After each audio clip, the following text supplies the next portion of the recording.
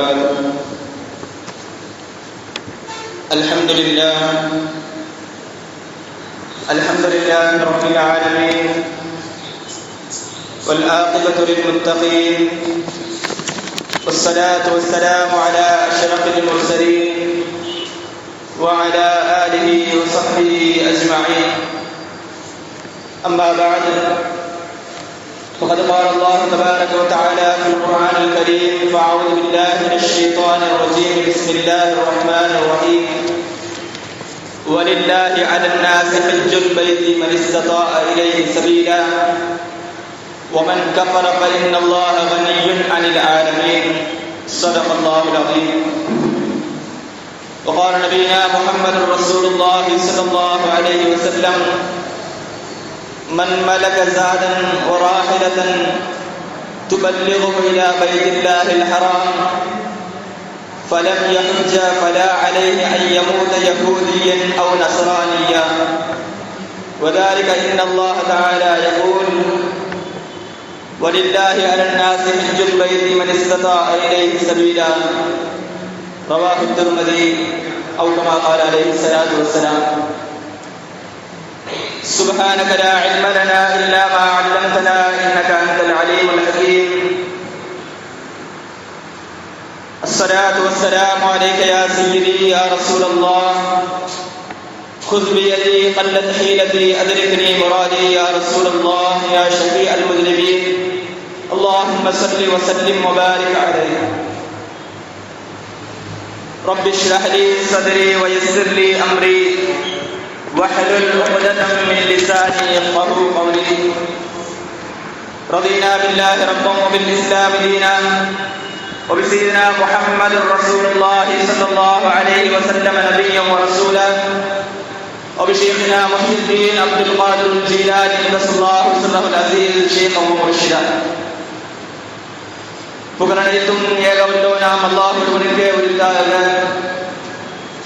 அவனின் சாந்தியும் சமாதானமும் நம் உயிருக்கு உயிரான உயிரினும் மேலான கண்மணி நாயகம் முஹம்மது ரசூலுல்லாஹி ஸல்லல்லாஹு அலைஹி வஸல்லம் அன்னவர்களின் மீதும், அன்னவர்களின் சத்திய வழியை சற்றும் சருகாமல் பின்பற்றிய சத்திய சஹாபாக்கள், தாபியீன்கள், தபஅ தாபியீன்கள், நல்லவர்கள், நாதாக்கள், ஷுஹதாக்கள், வலிமார்கள், குறிப்பாக இந்த ஜும்ஆவுடைய சபைக்கு முன்கூட்டிய வருகை தந்திருக்கும் நம் அனைவரின் மீதும், இன்னும் வருகை தர இருக்கும் அனைத்து முஸ்லிம்கள் மீதும் அல்லாஹ்வின் சாந்தியும் சமாதானமும் என்றென்றும் வந்து சேரட்டுமாக.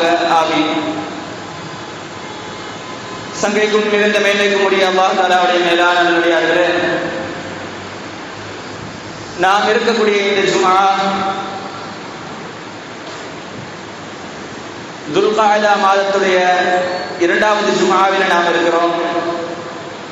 இந்த ஜும்ஆ நல்லாண்டில் புரட்டினால் அல்லாஹ் தஆலா நம்முடைய எல்லா விதமான நல்ல அமல்களையும் அல்லாஹ் தஆலா கபூல் செய்தருள்வானாக. நாம் செய்த அமல்களில் இருக்கக்கூடிய குற்றங்குறைகளை அல்லாஹ் தஆலா மன்னித்து அதை நிவர்த்தி செய்து அதை பரிபூர்ண அமலாக அல்லாஹ் தஆலா கபூல் செய்தருள்வானாக. நாம் செய்த அனைத்து விதமான சிறிய பெரிய பிழைகள் அனைத்தையும் அல்லாஹ் தஆலா எல்லா விதமான சூழ்நிலைகளிலும் சந்தர்ப்பங்களிலும் அதை மறைத்து மன்னித்தருள் புரிவானாக. அவனுக்கு எப்பொழுதும் கட்டுப்பட்டு நடக்கக்கூடிய உண்மை முஃமின்களாக வாழக்கூடிய தௌஃபீகை அல்லாஹ் தஆலா நம் அனைவருக்கும் தந்தருள்வானாக என்ற நல்ல துஆவுடன் தொடங்குகின்றேன். சங்கைக்குரியவர்களே, நாம் இருக்கக்கூடிய இந்த மாதம் துல்காஅதாவுடைய மாதம். இந்த மாதத்தை பற்றி சொல்லும் பொழுது, ஹஜ்ஜுக்கு புறப்பட்டு செல்லக்கூடிய மாதங்களில் இந்த காலத்தை பொறுத்தவரையில் ஹஜ்ஜுக்கான தொடக்க மாதம் இது. இதற்கு முன்னால் இருந்த காலங்களில் நோன்பு பெருநாள் முடித்த அடுத்த நாள் ஷவ்வாலுடைய பிறை 2 தொடங்கி துல்ஹஜ்ஜுடைய பிறை 12 வரை அது மொத்தமும் ஹஜ்ஜுடைய காலமாக சொல்லப்படும். காரணம் என்னவென்று சொன்னால், அந்த பெருநாள் முடித்து விட்டால் அந்த காலத்தில் ஹஜ்ஜுக்கான ஏற்பாடுகளை செய்துவிட்டு புறப்பட்டு விடுவார்கள், இஹ்ராம் கட்டிட்டு புறப்பட்டுருவாங்க. ஆனால் இந்த காலத்தை பொறுத்தவரையில் வாகன வசதிகள் இருப்பதால் இன்றைய காலத்தை பொறுத்தவரையில் நம்ம தாமதமாக போகிறோம், 1 மாதம் தாமதமாக போகிறோம். இன்னும் சொல்ல போனால் இந்தியாவில் இருந்து ஹஜ்ஜுக்கான புறப்பாடுகள் கிளம்பக்கூடிய நாளாக ஞாயிற்றுக்கிழமை, வரக்கூடிய ஞாயிற்றுக்கிழமை அறிவிப்பு செய்யப்பட்டிருக்கிறது. கிட்டத்தட்ட இந்தியாவிலிருந்து 1,75,025 பேர் ஹஜ் செய்வதற்கான அனுமதி சவுதி அரசாங்கம் வழங்கியிருக்கிறது. அதன் அடிப்படையில் 1,75,025 பேர் ஹஜ் செய்ய இருக்கிறார்கள். சென்ற வருடம் ஹஜ் செய்தவர்களுக்கான எண்ணிக்கையை சொல்லும் பொழுது 50 லட்சத்துக்கு மேல ஆட்கள் முஸ்லிம்கள் ஹஜ் செஞ்சிருக்கிறார்கள். இந்த ஹஜ் என்பதை பொறுத்தவரையில் இஸ்லாத்திலே மிக முக்கியமான கடமையாக, இறுதி கடமையாக பார்க்கப்படுகிறது. இன்னும் சொல்ல போனால் இஸ்லாமிய கடமைகளில் இந்த கடமையை செய்வதற்கென்று சில குறிப்பான விஷயங்கள் இருக்கிறது. எல்லா கடமைகளையும் செய்வது போன்று இதை நாம் செய்துவிட முடியாது. உதாரணத்துக்கு 4 கடமை எடுத்துக்கலாம். கலிமா சொல்றது எப்படி வேணாலும் சொல்லலாம், எந்த இடத்துல வச்சு வேணாலும் சொல்லலாம், எந்த நேரத்திலையும் அதை சொல்லலாம். தொழுகையை நம்ம எந்த இடத்துல வேணாலும் சொல்லலாம். உலகத்துல அதே நேரத்தில் தொழுகை நமக்கு விடுபட்டு சொன்னா அடுத்த பக்தர்கள் கூட அதை தொழுகலாம். நோன்பு ரமதான்ல விடுபட்டா அடுத்த மாசம் அதை கலா செஞ்சுக்கலாம். அது நோன்பு இந்த நாட்டில் தான் வைக்கணும், இந்த நாட்டில் வைக்கக்கூடாது அப்படின்னு சட்டம் கிடையாது. ஜகாத்தும் அப்படித்தான்.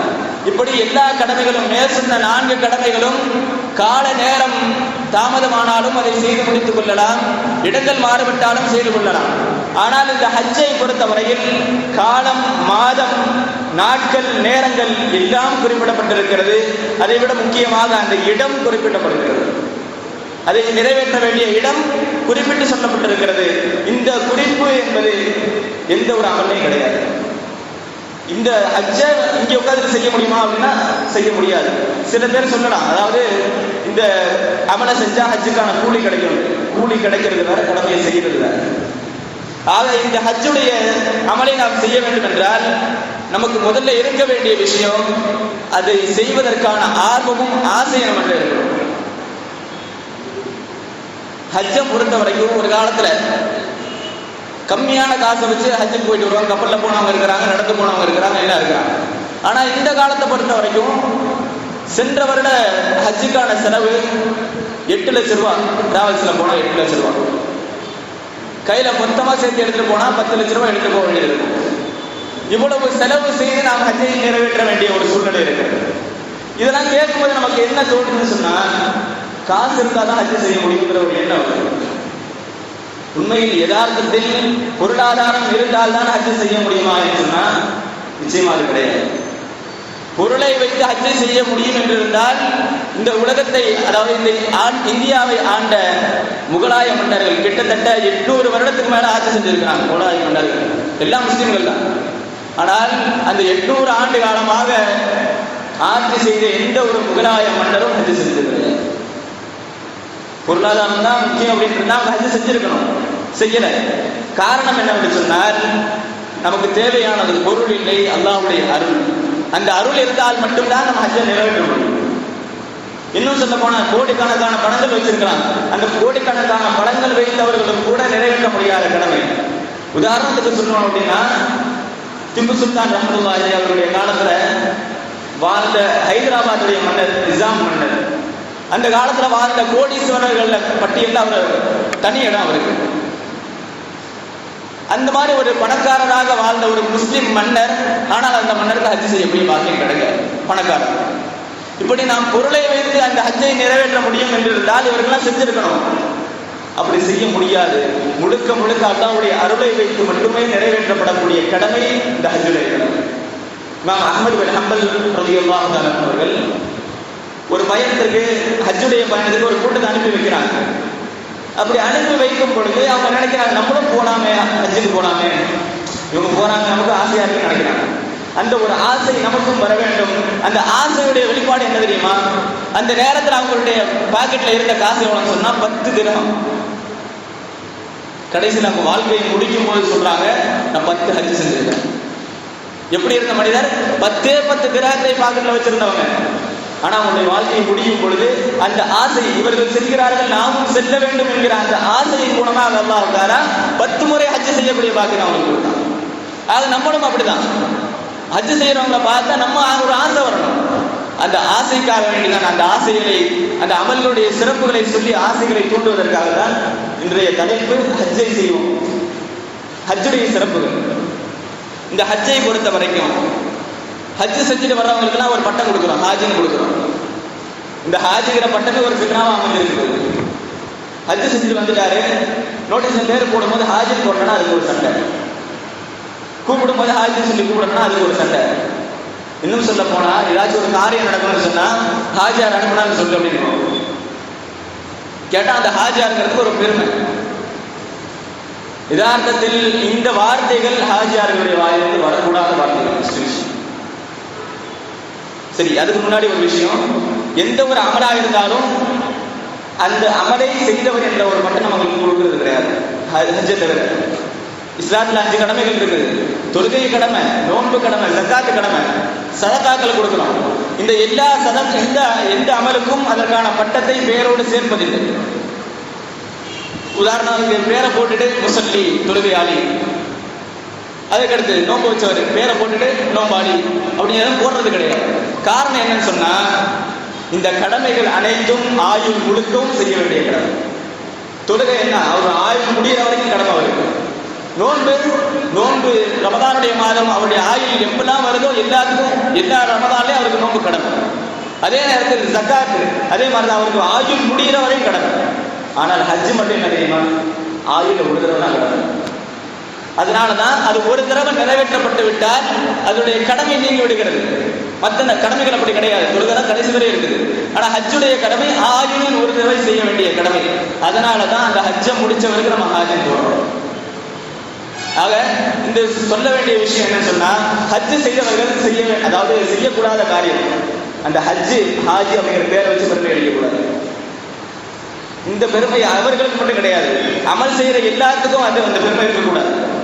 உதாரணத்துக்கு சொல்லணும்னு சொன்னா, நம்ம சில பேர் சொன்னது உண்டு, மாஷா அல்லாஹ் நம்ம துஹருடைய தொழுகை ஜமாத்தா முடிச்சிட்டோம், இதுக்கான கூலி இப்ராஹிம் அலைஹிஸ்ஸலாத்தோட சேர்ந்து ஹஜ்ஜு செய்யற கூலி கிடைக்கும்.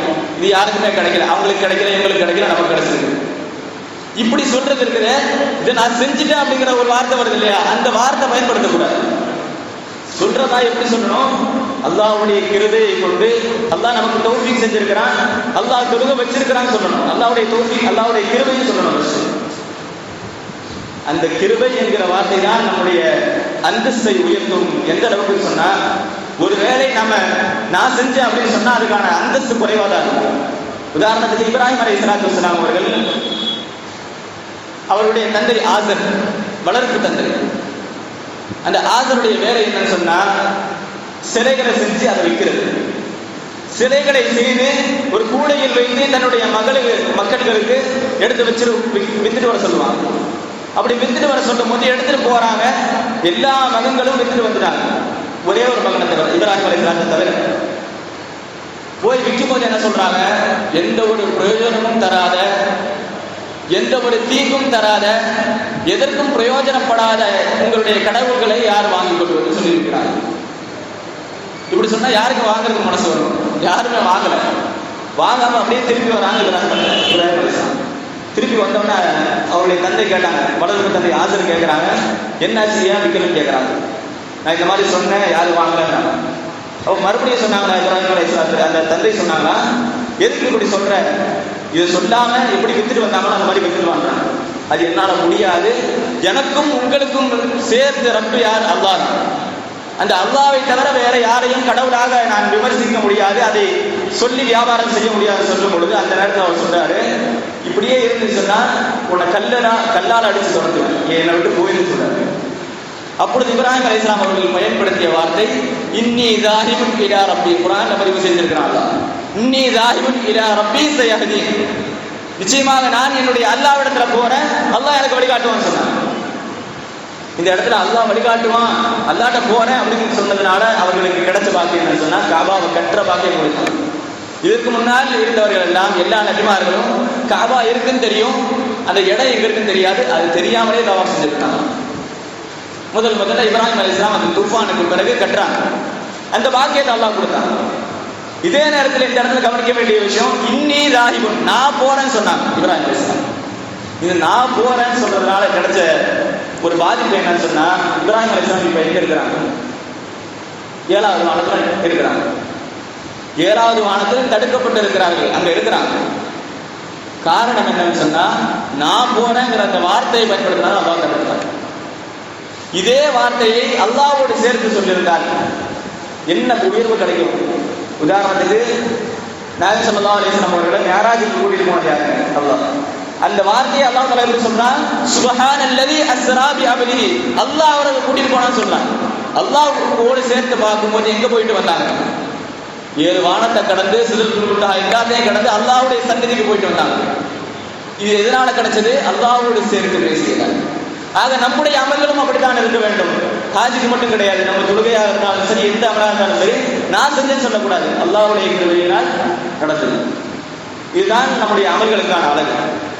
ஆக இந்த ஹஜ்ஜுடைய கடமைங்கிறது எவ்வளவு முக்கியமானதுன்னு சொன்னா, இந்த ஹஜ்ஜை யார் விடுகிறார்களோ, ஹஜ்ஜுக்கான வசதி வாய்ப்புகள் இருந்தும் யார் அதை செய்யாமல் பிற்படுத்துகிறார்களோ, காலம் தாமதப்படுத்துகிறார்களோ, அவர்களே அல்லாஹ் தஆலா காஃபிர்னு சொல்றாங்க. என்ன வார்த்தை வருது? வலில்லாஹி அலன்னாஸி ஹஜ்ஜுல் பைத்தி மன் இஸ்ததாஅ இலைஹி சபீலா வமன் கஃபர ஃபஇன்னல்லாஹ கனிய்யுன் அனில் ஆலமீன். யாருக்கு அதற்கான வசதி வாய்ப்புகள் இருக்கிறதோ, அவருக்கான உணவு செலவுக்கான காசுகள் இருக்கிறதோ, பயணத்துக்கான செலவுகள் இருக்கிறதோ, அவர்களுக்கு ஹஜ்ஜின் கடமைன்னு சொல்றாங்க. சொல்லி முடிச்சுட்டு என்ன சொல்லியிருக்கணும்? யார் அதை செய்யலையும் சொல்லியிருக்கணும். ஆனால் அந்த இடத்துல அல்லாஹ் தஆலா பயன்படுத்துற வார்த்தை வமன் லம் யஃஅல் அப்படின்னு சொன்னா யார் அதை செய்யலையோ அர்த்தம். ஆனா அல்லாஹ் தஆலா பயன்படுத்துற வார்த்தை வமன் கஃபர, யாரு காஃபிரானாங்களோ, அதாவது இஸ்லாத்துடைய கடமைகள்ல மிக முக்கியமான கடமை அது. இது முஃபஸ்ஸிரீன்கள் யாரு விடுறாங்களோ அவங்க காஃபிர்ங்கிறது சொல்றாங்க. இது அவங்க மட்டும் சொல்லல, சையதுனா உமர் இப்னு கத்தாப் ரலியல்லாஹு அன்ஹு அவர்களோட சேர்த்து ஒரு விஷயத்தை சொல்லப்படும். உமர் இப்னு கத்தாப் ரலியல்லாஹு அன்ஹு சொல்றாங்க, லகத் ஹமம்து அன் உபஅஸ இலா ஹாதிஹில் அம்சார். சில நாடுகளுக்கு சில அதிகாரிகளை நான் அனுப்ப வேண்டும் என்று நாடுகிறேன். அந்த நாடுகள் எப்படிப்பட்ட நாடுகள்? ஃபமன் வஜது ஃபீஹி. அந்த நாடுகளில் முஸ்லிம்கள் இருக்கிறார்கள். அந்த முஸ்லிம்களை எப்படி பட்டுக் கொள்கிறார்கள்? ஜூ சஅத்தின், வசதியானவர்களாக பட்டுக் கொள்கிறார்கள். வலம் யஹஜ், அந்த வசதி இருந்தும் யார் ஹஜ் செய்யவில்லையோ அந்த ஹஜ் செய்யாதவர்களுக்கு ஃபல்யத்ரிபு அலைஹிமுல் ஜிஸ்யா, ஜிஸ்யாவை நான் அவர்களுக்கு கடமையாக்க வேண்டும் என்று நான் நாடுகிறேன். ஜிஸ்யானா என்ன? ஜிஸ்யாங்கிறது இஸ்லாமிய நாடுகளில் இருந்துட்டு காஃபிர்கள் வழிமுறைத்து வாழ்வாங்க, அதுக்கு பேர் தான் ஜிஸ்யா. அப்ப இந்த முஸ்லிம்கள் வசதியாக இருந்தும் ஹஜ் செய்யாம இருக்கும் பொழுது அவங்கள்ட்ட ஜிஸ்யா வாங்குறாங்கன்னா என்ன அர்த்தம்? அவங்க முஸ்லிம்கள் இல்ல, காஃபிர்னு அர்த்தம். இது அந்த வார்த்தையில அதான் தெரியுது. அந்த வார்த்தை விளக்கம் மட்டும் இல்லை, அடுத்த வார்த்தையை உமர் ரலியல்லாஹு அன்ஹு சொல்றாங்க, மாஹுப்பி முஸ்லிம், அவங்க முஸ்லிம்கள் கிடையாதுங்கிற வார்த்தை சொல்றாங்க. இது உமர் ரலியல்லாஹு அன்ஹுடைய வார்த்தை மட்டும் கிடையாது, ரசூலுல்லாஹி ஸல்லல்லாஹு அலைஹி வஸல்லம் அவர்களும் இதே தான் சொல்கிறார்கள். மன் மலக ஸாதன், யாருக்கு ஹஜ் செய்வதற்கான உணவு செலவுகள் இருக்கிறதோ, வராஹிலதன், அவருக்கான வாகன வசதியும் இருக்கிறதோ, தப்லகு இலா பைத்தில்லாஹில் ஹராம், ஹரமுக்கு சென்று சேர்க்கக்கூடிய உணவு வசதியும் வாகன வசதியும் யாருக்கு இருக்கிறதோ, ஃபலம் யஹஜ், அப்படி இருந்தும் அவர்கள் ஹஜ் செய்ய வேண்டும் இல்லை என்று சொன்னால், ஃபலா அலைஹி, அவர் எப்படி இருந்தாலும் பிரச்சனை கிடையாது. அன் யமூத யஹூதியன் அவ் நஸரானியன், அவரு யஹூதியா போனாலும், யஹூதியா மௌத்தா போனாலும் எனக்கு பிரச்சனை கிடையாது, நஸரானியா மௌத்தா போனாலும் எனக்கு பிரச்சனை கிடையாது. அப்படின்னா என்ன அர்த்தம்? அவர் யஹூதியா இருந்தாலும் போட்டோம், நஸரானியா இருந்தாலும் போட்டோம். காரணம் என்ன? அவர் இஸ்லாத்திலே இல்லைங்கிற விஷயத்தை சொல்ல வராங்க ரசூலுல்லாஹ். அப்படின்னு சொன்னா இந்த ஹஜ் என்பது இஸ்லாத்தில் எவ்வளவு முக்கியமான கடமை என்கிற விஷயத்தை நம்ம இந்த ஒரு ஹதீஸ் மூலமாக நாம் தெரிந்து கொள்ள முடிகிறது. ஆக இந்த ஹஜ்ஜை நிறைவேற்றுவதால் நமக்கு என்ன கிடைக்கிறது? நபி ஸல்லல்லாஹு அலைஹி வஸல்லம் அவர்கள் கேட்கப்படுகிறது. சையதுனா அபூ ஹுரைரா ரலியல்லாஹு அன்ஹு சொல்றாங்க, ரசூலுல்லாஹி ஸல்லல்லாஹு அலைஹி வஸல்லம் அவர்கள் கேட்கப்படுது, ஐயுல் அமலி அஃதல், யா ரசூலல்லாஹ், எந்த அமல் சிறந்த அமல் என்று கேட்கப்படுது. அப்படி கேட்கப்படும் பொழுது ரசூலுல்லாஹி ஸல்லல்லாஹு அலைஹி வஸல்லம் அவர்கள் சொன்னார்கள், ஈமானு பில்லாஹி வ ரசூல், அல்லாஹ்வையும் அவருடைய ரசூலையும் கொண்டு ஈமான் கொள்வது. அடுத்த கேள்வி கேட்கப்படுகிறது, சும்ம மாதா, யா ரசூலல்லாஹ், அதுக்கு அடுத்த ஹதீஸ்ல இருக்கிற அமல் என்ன? அல் ஜிஹாது ஃபீ சபீலில்லாஹ், அல்லாஹ்வுடைய பாதையில் போர் செய்வது. அதற்கடுத்த வார்த்தை கேட்கிறார்கள், சும்ம மாதா, அதுக்கு பின்னால் இருக்கிற அந்தஸ்துல இருக்கிற அமல் என்ன அப்படின்னு கேட்கிறாங்க. ஹஜ்ஜும் மப்ரூர், நன்மையான ஹஜ், ஏற்றுக்கொள்ளப்பட்ட ஹஜ், இதுதான் சிறந்த அமல் என்பதாக நாயகம் ஸல்லல்லாஹு அலைஹி வஸல்லம் அவர்கள் சொல்லுகிறார்கள். இந்த ஹஜ்ஜுல் மப்ரூர், ஏற்றுக்கொள்ளப்பட்ட ஹஜ்ஜுக்கான கூலி என்ன? நாயகம் ஸல்லல்லாஹு அலைஹி வஸல்லம் அவர்கள் இன்னொரு ஹதீஸ்ல சொல்லுவாங்க, அல் ஹஜ்ஜுல் மப்ரூர் லைஸ லஹு ஜஸாஉன் இல்லல் ஜன்னah, ஏற்றுக்கொள்ளப்பட்ட ஹஜ்ஜுக்கு சொர்க்கத்தை தவிர கூலி இல்லை. சொர்க்கம் தான் அதற்கான கூலின்னு சொல்றாங்க. இந்த ஹதீஸை நம்ம எப்படி விளங்கணும்னு சொன்னா, சில பொருட்கள் இருக்கும், அதோடைய ஆரம்ப விலையை 1 லட்சம் ரூபாய் வச்சுக்கோங்க. அந்த பொருளுடைய மதிப்பு, அந்த பொருளுடைய விலை 1 லட்சமா இருந்தா அந்த பொருள் எப்படி இருக்கும் அப்படின்னு சொன்னா, இப்ப இந்த ஒரு அமலுக்கு, ஹஜ்ஜுங்கிற அமலுக்கு ஸ்டார்டிங் கூலியே என்னது சொர்க்கம் அப்படின்னு சொன்னா, அந்த ஹஜ்ஜுங்கிறது எப்படி இருக்கும் யோசிப்பாங்க. அந்த ஹஜ்ஜை நிறைவேற்றுவதற்கான தௌஃபீக்கை அல்லாஹ் தஆலா நம் அனைவருக்கும் தந்தருள்வானாக. அதே போன்று யார் அந்த ஹஜ்ஜை சரியான முறையில் நிறைவேற்றுகிறார்களோ, நபி ஸல்லல்லாஹு அலைஹி வஸல்லம் சொல்லுவார்கள், மன் ஹஜ்ஜ வலம் யர்ஃபஸ் வலம் யஃசுக், யார் மனோயிச்சையின் பக்கம் போகாமல், பாவத்தின் பக்கம் போகாமல் ஹஜ்ஜுடைய கடமைகளை நிறைவேற்றுகிறார்களோ, ரஜஅ மின் தம்பிஹி கயௌமி வலதத்ஹு உம்முஹு, அவருடைய தாய் பெற்றெடுத்த குழந்தையாக இருக்கும் பொழுது எப்படி பாவமற்றவராக அவர் பிறந்தாரோ, அதே போன்று அவர் ஹஜ்ஜை முடிந்து விட்டு செல்லும் பொழுது பாவமற்றவராக செல்கிறார். இதே நேரத்தில் இன்னொரு விஷயத்தையும் கவனிக்கணும். அந்த நேரத்தில் அரஃபால இருக்கும் பொழுது, அரஃபால யார் தாங்குறாங்களோ, அதாவது பல விஷயங்கள் இருக்குது, அது சரியா கோர்வையா சொல்ல முடியல, இருந்தாலும் முக்கியமான விஷயத்தை சொல்லி முடிக்கிறேன். யார் அரஃபால தங்குறாங்களோ, அப்படி அரஃபால தங்கும் போது என்ன துவா கேட்டாலும் கேட்டுக்கொள்ளணும். இன்னும் சொல்ல போனா, யார் அரஃபால தங்கிட்டாங்களோ அவங்களுக்கான பாவத்தை அல்லாஹ் தஆலா மன்னிச்சிட்டான். இது இப்ப எடுக்கப்பட்ட முடிவு கிடையாது. உலகம் படைப்பதற்கு 2000 ஆண்டுகள் முன்னாலே எடுக்கப்பட்ட முடிவு என்பதால் நான் சொல்றாங்க. யார் அரஃபால தங்குற பாக்கியத்தை கிடைச்சிட்டாரோ அவருடைய எல்லா பாவத்தையும் மன்னிச்சிட்டாங்க. இன்னும் சொல்ல போனா, உலகத்திலே பெரும்பாலும் யார் தெரியுமா? ரசூலுல்லாஹி ஸல்லல்லாஹு அலைஹி வஸல்லம் சொல்றாங்க, யார் அரஃபாவில் தங்கி கொண்டு அரஃபால இருக்கும் பொழுது என்னுடைய பாவங்கள் அல்லாஹ் மன்னிக்க மாட்டான்னு யார் நினைக்கிறாரோ, நான் எவ்வளவு பாவம் செஞ்சிருக்கிறேன், இந்த ஒரு செயல் மூலமாக மன்னிக்க போறான் அப்படின்னு யார் நினைக்கிறாரோ அவர் தான் பெரிய பாவி அப்படின்றாங்க. காரணம் என்ன? அரஃபால இருக்கும் பொழுது நம்ம பாவ மன்னிப்பு கேட்போம். அப்படி கேட்கும் பொழுது நிச்சயம் அதை அல்லாஹ் தஆலா கபூல் செய்கிறான். பாவ மன்னிப்பு மட்டுமல்ல, எல்லா விதமான துஆக்களையும் அல்லாஹ் தஆலா கபூல் செய்கிறான். காரணம் என்னவென்று சொன்னால், இமாம் கஸ்ஸாலி ரலியல்லாஹு அன்ஹு சொல்லுவார்கள், யார் அரஃபாவில் தங்குகிறார்களோ அந்த அரஃபாவில் இருக்கும் பொழுது அவர்களுடைய துஆக்கள் ஏற்றுக்கொள்ளப்படுகிறது. அதற்கான ரகசியம் என்ன தெரியுமா? இன்னஹு யஹதுரு ஃபி அரஃபா, அரஃபாவிலே அந்த நாளில் ஹாதிர் ஆகிறார்கள் அல் அபுதால், அபுதார்கள், ஒன் நுஜபா, நுஜபாக்கள், அதாவது வலிமார்கள் இருக்கக்கூடிய அந்தஸ்துகள் நுஜபாக்கள் ஹாதிர் ஆகிறார்கள்.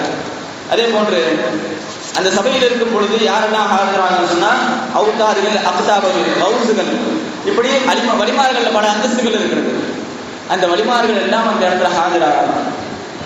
நம்ம ஆரம்பத்தில் ஒரு விஷயத்த சொன்னோம், ஹஜ்ஜில் போன வருஷம் போனவங்க 50 லட்சம் பேர்.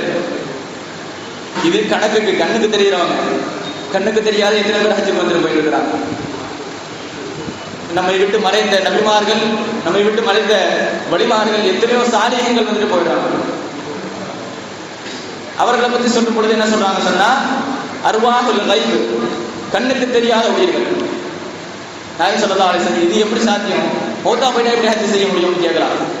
இதே செய்திக்கான விளக்கத்தை நாயகம் ஸல்லல்லாஹு அலைஹி வஸல்லம் சொல்கிறார்கள். சையதுனா இப்னு அப்பாஸ் ரலியல்லாஹு அன்ஹு செய்தியை சொல்றாங்க. நாங்கள் ரசூலுல்லாஹி ஸல்லல்லாஹு அலைஹி வஸல்லம் அவர்களோட ஹஜ் செஞ்சு போயிட்டு இருக்கோம். போயிட்டு இருக்கும் பொழுது ஒரு ஓடை வந்தது, ஒரு பள்ளத்தாக்கு வந்தது.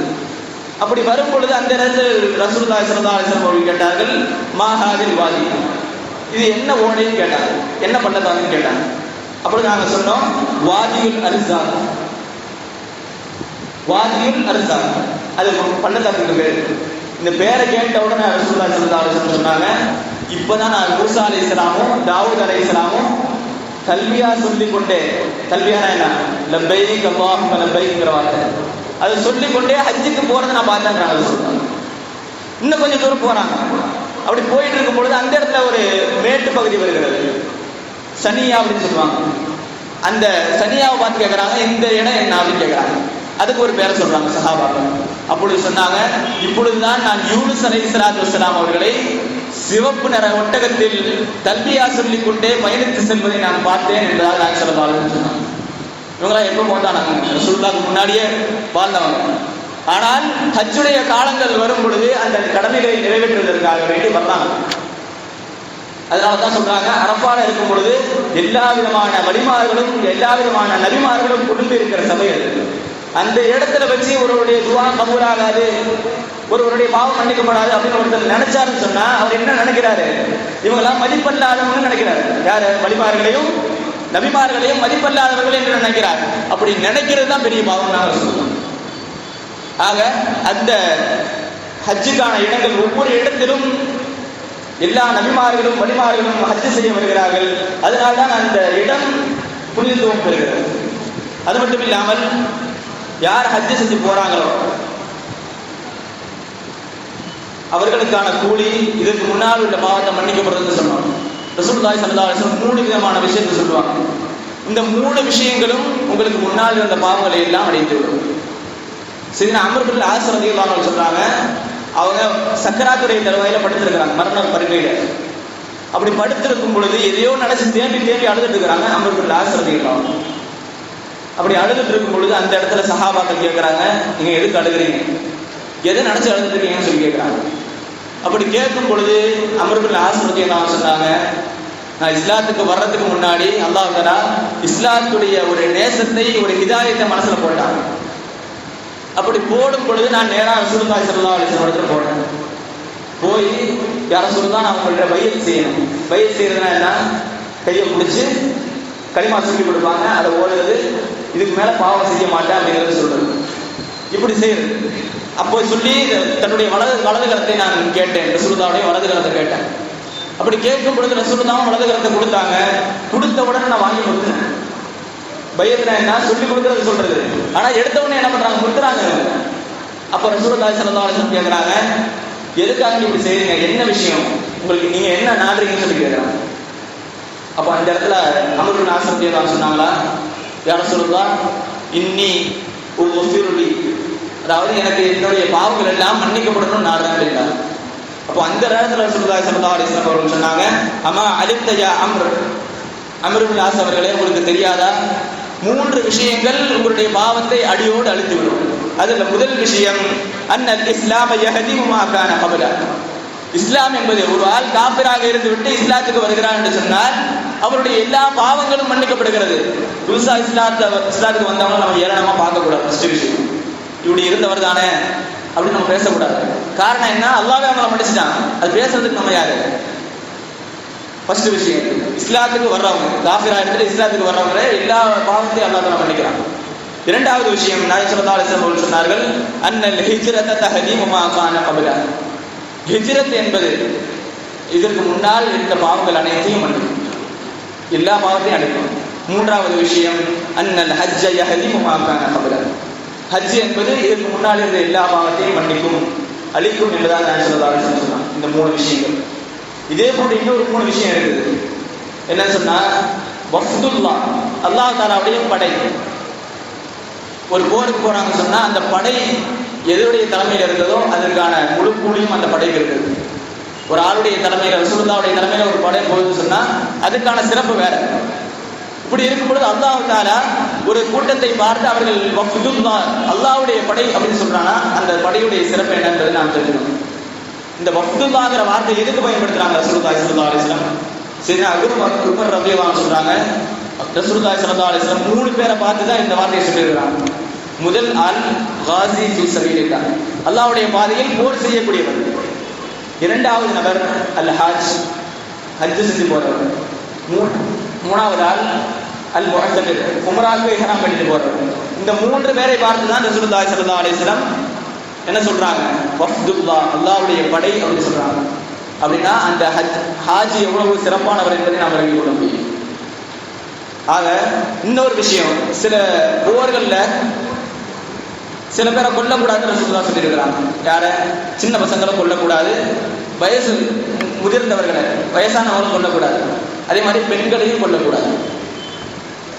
எதுக்கு இதை சொல்றாங்கன்னு சொன்னா, இந்த 3 பேருக்குமே போர்ல கலந்து கொள்வதற்கான அனுமதியே கிடையாது. சின்ன பசங்க எந்த போர்ல இருந்தது கிடையாது. அதே போன்று வயசானவங்க ரசூலுல்லாஹ் எடுக்க மாட்டாங்க, பெண்கள் உதவி செய்யறதுக்கு தான் இருப்பாங்க, போர் செய்ய மாட்டாங்க. இப்படி இருக்கும் பொழுது ஆயிஷா ரலியல்லாஹு அன்ஹா கேட்கிறாங்க, யா ரசூலுல்லாஹ் நரல் ஜிஹாத அஃதலுல் அமால், ஜிஹாத் செய்யறத அல்லாஹ் தஆலாவுடைய பாதையில் போர் செய்வதை நாங்கள் சிறந்த அமலாக பார்க்கிறோம். அப்படி இருக்கும் பொழுது அஃபலா நுஜாஹித், எங்களுக்கு மட்டும் ஏன் போருக்கான அனுமதி கிடைக்கலன்னு கேட்கிறாங்க. சொல்றாங்க போர் தானே சிறந்த அமல், அப்படி இருக்கும் பொழுது பெண்கள் ஏன் போர்ல கலந்துக்க கூடாது, ஏன் அது மட்டும் தடுக்கிறீங்கன்னு கேட்கிறாங்க. அப்ப ரசூலுல்லாஹி ஸல்லல்லாஹு அலைஹி வஸல்லம் சொன்னாங்க, பெண்களுக்கான போர் எது தெரியுமா? பெண்களுக்கான போர் லாக்கின்னல் அஃதலுல் ஜிஹாதி, உங்களுக்கான சிறந்த போர் எது என்று சொன்னால் அல் ஹஜ்ஜுல் மப்ரூர், ஏற்றுக்கொள்ளப்பட்ட ஹஜ். திருப்பி திருப்பி இந்த ஒரு வார்த்தை திருப்பி வந்துட்டு இருக்குது, அல் ஹஜ்ஜுல் மப்ரூர், ஏற்றுக்கொள்ளப்பட்ட ஹஜ் அப்படின்ட்டு. அந்த ஹஜ்ஜுல் மப்ரூர்னா என்ன அப்படின்னா அதற்கான விளக்கமும் இருக்கிறது. சையதுனா ஜாபிர் ரலியல்லாஹு அன்ஹு சொல்றாங்க, இந்த ஹஜ்ஜுல் மப்ரூர்னா என்னன்னு சொல்லி ரசூலுல்லாஹ்ட்ட கேட்டேன். அப்படி கேட்கும்பொழுது ரசூலுல்லாஹி ஸல்லல்லாஹு அலைஹி வஸல்லம் சொன்னாங்க, இரண்டு விஷயங்கள் அந்த ஹஜ்ஜில் இருக்கணும். ஒண்ணு இத்ஆமுத் தஆம், பசித்தவர்களுக்கு உணவளித்தல். இரண்டாவது விஷயம் தீபுல் கலாம், நல்ல பேச்சு பேசுறது. இந்த இரண்டும் அந்த ஹஜ்ஜில் இருக்கணும். இப்போ ஹஜ்ஜை பொறுத்த வரைக்கும் எங்க போய் சாப்பாடு கொடுக்கறது, சாப்பாடு கொடுக்க முடியாது. எங்க பேசுறதுக்கான எங்க வழி இருக்கு இல்ல. இந்த ரெண்டு அமலையும் சொல்லும்போது சொல்றாங்க, நல்ல குணங்களின் அடையாளங்களில் மிக முக்கியமான அடையாளம் இந்த ரெண்டு தான். ஒண்ணு சாப்பாடு கொடுக்கிறது, பசித்தவர்களுக்கு உணவளிப்பதும், அதே போன்ற நல்ல விதமாக பேசுவதும். இந்த ரெண்டு தான் நல்ல குணங்களுக்கான சிறந்த குணங்களுக்கான அடையாளம். அதனால்தான் ரசூலுல்லாஹி ஸல்லல்லாஹு அலைஹி வஸல்லம் அந்த ரெண்டு விஷயத்தை சொன்னாங்க. யதார்த்தத்தில் ஹஜ்ஜுல் மப்ரூர்னா என்ன? நல்ல குணங்களோடு அந்த ஹஜ்ஜை முடிக்கிறது. நல்ல குணங்களோடு மற்றவங்க பேசுறதா இருந்தாலும் சரி, மற்றவங்க கஷ்டப்படுறதை பார்த்தாலும் சரி, அவங்களுக்கு உதவி செய்யறது, அவங்கள்ட்ட நல்ல விதமாக நடந்துக்கிறது. இப்படி செய்து யார் ஹஜ்ஜை முடிக்கிறார்களோ அதுதான் ஹஜ்ஜுல் மப்ரூர். இன்னும் சொல்ல போனா எஹ்ராம் கட்டிட்டு ஒரு கவனிக்க வேண்டிய விஷயம். எஹ்ராம் கட்டிட்டு நம்ம எந்த குணங்கள் நம்மகிட்ட வெளிப்படுதோ அதுதான் நம்முடைய வாழ்க்கையில முழுசாது. எஹ்ராம்ங்கிறது சாதாரண விஷயம் கிடையாது. எஹ்ராம் கட்டி இருக்கும் பொழுது இன்ஷா அல்லாஹ் அல்லாஹ் நம்ம அனைவருக்கும் ஹஜ் செய்யக்கூடிய தௌஃபீக்கை தரட்டும். நம்ம ஹஜ்ஜை செய்யும் பொழுது எஹ்ராம் கட்டியிருப்போம் இல்லையா, அந்த எஹ்ராம் கட்டி இருக்கும் பொழுது எந்த குணங்கள் நமக்கு வெளிப்படுகிறதோ, ஒரு ஆளை பார்த்து கேவலமா நினைக்கிறதோ அல்லது ஒரு ஆளை மனசுக்குள்ள திட்டுறதோ, இந்த மாதிரி விஷயங்கள் நமக்கு நடந்துச்சுன்னு சொன்னா இந்த குணங்கள் தான் நம்முடைய வாழ்க்கையில் நிறைஞ்சிருக்குன்னு அர்த்தம். அதே நேரத்தில் அந்த எஹ்ராமில் நல்ல அமல்களில் நல்ல சிந்தனைகள் நமக்கு வந்துச்சு சொன்னா அந்த நேரத்தில் நினைச்ச பரக்கத்தை கொண்டு அல்லாஹ் தஆலா நம்முடைய வாழ்க்கை முழுவதையும் நல்ல குணங்களால் நிரப்புகிறார். அல்லாஹ் தஆலா அந்த தௌஃபீக் தரணும். அதே மாதிரி நம்ம ஹஜ்ஜுக்கு போறோம், போகிற வழியில் ஒருவேளை நமக்கு மௌத் நிகழ்ந்து விட்டார், இன்ஷா அல்லாஹ் அல்லாஹ் ஹஜ்ஜு நிறைவேற்றி இன்னொரு தடவை போகும்போது அந்த மௌத் நசீபாகணும். அந்த மௌத்து நிகழ்ந்து விட்டது என்று சொன்னார். ஹஜ்ஜுக்கு போகும் பொழுது அல்லது உம்ராவுக்கு போகும்போது மௌத் ஆகிட்டான்னு சொன்னால் என்ன கூலி கிடைக்கிறது? ரசூலுல்லாஹி ஸல்லல்லாஹு அலைஹி வஸல்லம் சொல்கிறார்கள், யார் மன் கரஜ மின் பைத்திஹி ஹாஜ்ஜன் அவ் முஅ்தமிரன், யார் தன்னுடைய வீட்டிலிருந்து ஹஜ் செய்தவராகவோ உம்ரா செய்தவராகவோ வெளியாகிறார் என்று சொன்னால் ஃபமாத, வழியில் அவர் வஃபாத் ஆகிவிட்டால், மௌத் ஆகிவிட்டால், உஜ்ரிய லஹு அஜ்ரல் ஹாஜி வல் முஅ்தமிரி இலா யௌமில் கியாமா, கியாமத்து நாள் வரை ஹஜ்ஜுடைய காலங்கள் வரும் பொழுதெல்லாம் அவருக்கு ஹஜ்ஜுக்கான கூலி கிடைச்சிட்டு இருக்கும். கியாமத்து நாள் வரை அவர் உம்ரா செய்ததற்கான கூலி கிடைத்துக் கொண்டிருக்கும். இது எவ்வளவு பெரிய பாக்கியம்! அல்லாஹ் தஆலா அந்த நசீபையும் அல்லாஹ் தஆலா நம் அனைவருக்கும் தந்தருள்வானாக. இந்த ஹஜ்ஜுடைய மகிமைகளை விளங்கிக் கொண்டு இந்த ஹஜ்ஜில் அல்லாஹ் தஆலா எதையெல்லாம் எந்த ரகசியங்களை எல்லாம் அல்லாஹ் தஆலா வைத்திருக்கிறானோ அந்த ரகசியங்களை எல்லாம் முழுமையான முறையில் தெரிந்து அந்த ஹஜ்ஜை நிறைவேற்றுவதற்கான தௌஃபீகை அல்லாஹ் தஆலா நம் அனைவருக்கும் தந்தருள்வானாக. இறை இல்லமாம் கஅபா ஷரீஃபையும் இறை தூதரின் பூங்காவனமான ரௌலா ஷரீஃபையும் வாழ்விலே நம் பலமுறை கண்டு தரிசிக்கக்கூடிய பேரின்ப பாக்கியத்தை அல்லாஹ் தஆலா நம் அனைவருக்கும் நசீபாக்கி தந்தருள்வானாக. இந்த ஜும்ஆவுடைய சபையில் நாம் எப்படி ஒன்று கூடி இருக்கிறோமோ அதே போன்று நாளை மறுமையில் கண்மணி நாயகம் முஹம்மது ரசூலுல்லாஹி ஸல்லல்லாஹு அலைஹி வஸல்லம் அவர்களோடு சொர்க்கத்தில் உயர்ந்த சொர்க்கமான ஜன்னத்துல் ஃபிர்தௌஸிலே அல்லாஹ் தஆலா நம் அனைவரையும் ஒன்று கூட்டி அருள்வானாக. நம்முடைய சந்ததிகளுக்கும் அந்த நசீபை தந்தருள்வானாக என்ற நல்ல துஆவோடு நிறைவு செய்கிறேன். வாஹிரு தஅவானா அல்ஹம்துலில்லாஹி ரப்பில் ஆலமீன்.